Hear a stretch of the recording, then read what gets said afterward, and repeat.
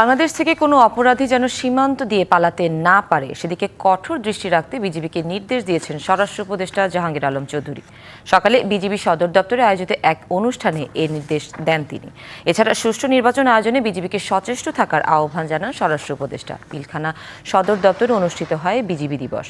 BGB মহাপরিচালক major general Ashrafuzzaman Siddiqui এ বছরের বিভিন্ন সাফল্যের কথা তুলে ধরেন। বিজিবিতে কৃতিত্বপূর্ণ কাজের স্বীকৃতিস্বরূপ এবছর 12 জনকে বর্ডার গার্ড বাংলাদেশ পদক, 24 জনকে রাষ্ট্রপতি বর্ডার গার্ড পদক, 12 জনকে বর্ডার গার্ড বাংলাদেশ পদক সেবা এবং 24 জনকে রাষ্ট্রপতি বর্ডার গার্ড পদক সেবা সহ সর্বমোট 72 জনকে বিভিন্ন পদকে ভূষিত করা হয়। সকল ক্ষেত্রে হয়তো আমরা শতভাগ সাফল্য অর্জন করতে পারিনি, তবে মাননীয় উপদেষ্টা আপনি জেনে আশ্বস্ত হবেন যে সাফল্য অর্জনে আমাদের প্রচেষ্টায় কোনো ধরনের কমতি ছিল না। সীমান্তে প্রয়োজনে আইন শৃঙ্খলা বাহিনী, জেলা প্রশাসনের সাথে নিবিড় যোগাযোগ রক্ষা করে প্রয়োজনীয় ব্যবস্থা গ্রহণ করতে হবে। বাংলাদেশ থেকে কোনো অপরাধী, সন্ত্রাসী সীমান্ত দিয়ে পলায়ন করতে না পারায় সেই বিষয়ে আপনাদের কঠোর সতর্কতা অবলম্বন করতে হবে।